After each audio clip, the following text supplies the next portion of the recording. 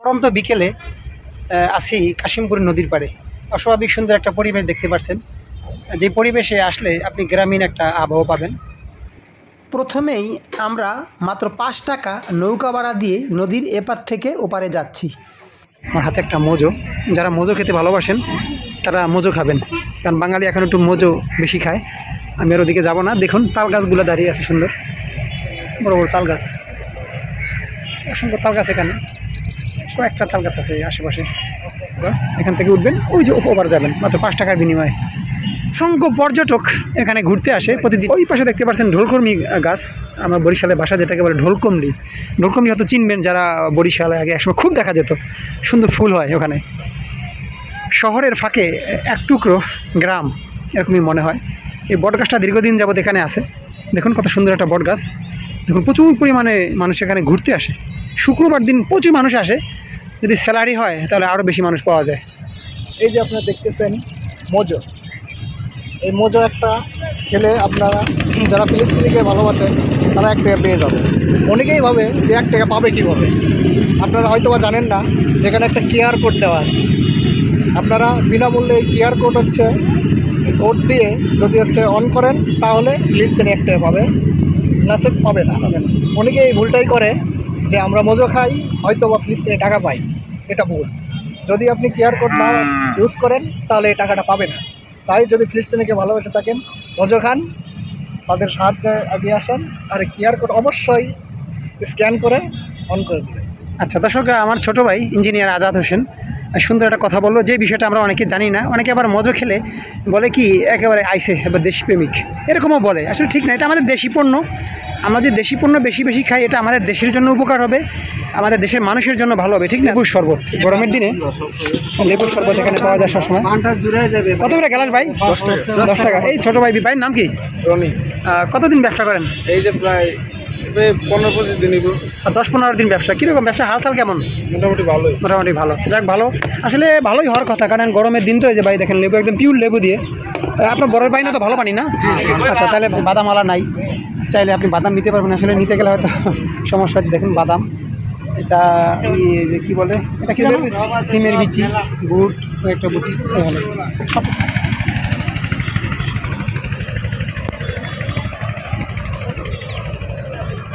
এখানে অনেক মানুষ এখানে ঘুরতে আসছে, দেখতে পাচ্ছেন আপনারা। আসবে না কেন? নদীর পাশে যে এরকম একটা পরিবেশ, যেটা সত্যি ভালো লাগে। যে প্রকৃতিপ্রেমী মানুষ যারা, তারাই এখানে আসে। চলে গেছে।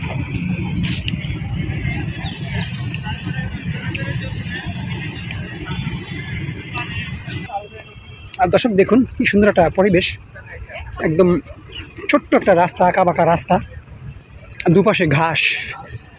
মনে হবে যে আপনি এটা একটা সুন্দরবনের মেঠো আঁকা বাঁকা রাস্তার মতো মনে হবে। এখানে নদীর পাড় ঘেঁষে যে এত সুন্দর রাস্তা। এই যে একটা দেখুন টিনের ঘর। গভীর রাতে যদি এই ঘরে আপনি একটা রাত থাকতে পারতেন, তাহলে প্রকৃতির কীরকম নিঃসঙ্গতা সেটা তো আপনি উপলব্ধি করতে পারতেন। দেখুন হয়তো কোনো মানুষ থাকে না এখানে, জাস্ট হয়তো করে রেখেছে। দারুণ না? আসলেই ভালো লাগে এসব জায়গায় আসলে। ভাই আমি আসি মাঝে মাঝে, আসি, কারণ আমার ভাইয়ের বাসা ওই যে বোট বাজারের দিকে আমি যাই, যখন এই পথেই যাই। কেন যাই? আসলে এরকম আঁকা বাঁকা পথ ধরে হাঁটার মজাই আলাদা। যারা ব্যস্ততার ভিতরে থাকেন, কর্মজীবনে থাকেন, এই পরিবেশে আসলে হয়তো আপনার সামান্য সময়ের জন্য ভালো লাগবে। একটু বুক ভরে নিঃশ্বাস নিতে পারবেন, অক্সিজেন উপভোগ করতে পারবেন। কোনো পাশে বিশাল বড় বিল, সেই বিলের পাশ ধরে নদীর পাশ ঘেঁষে একটা সুন্দর মনোরম পরিবেশ। যে পরিবেশটা অনেকে আমরা খুঁজি, কিন্তু আমরা আসি না। তা আসবেন, 10 টাকা 20 টাকা খরচা করে কাশিমপুর থেকে, সুলতান মার্কেট থেকে, শ্রীপুর থেকে আসা যায়, কোনো ব্যাপার না, একদম ইজিলি। নাড়া চাউলি, বরিশালে বলে নাড়ার চাউলি। এখনও এই দৃশ্যটা এই যে গাজীপুরে, কাশিমপুরে আছে একটা মসজিদ, দেখে খুব ভালো লাগলো যে নদী পাড়ে এরকম একটা মসজিদ। যারা এখানে থাকেন তারা নামাজ পড়েন। দেখুন কত সুন্দর একটা পরিবেশ। কৃষক তারা গরু নিয়ে বাড়িতে যাচ্ছে।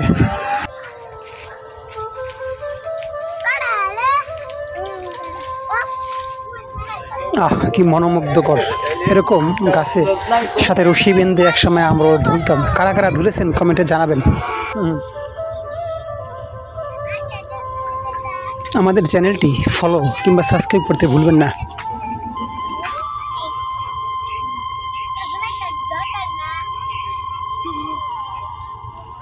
আমার হাতের ডান পাশে নদী, ওপাশে বিশাল বড় দ্বীপ।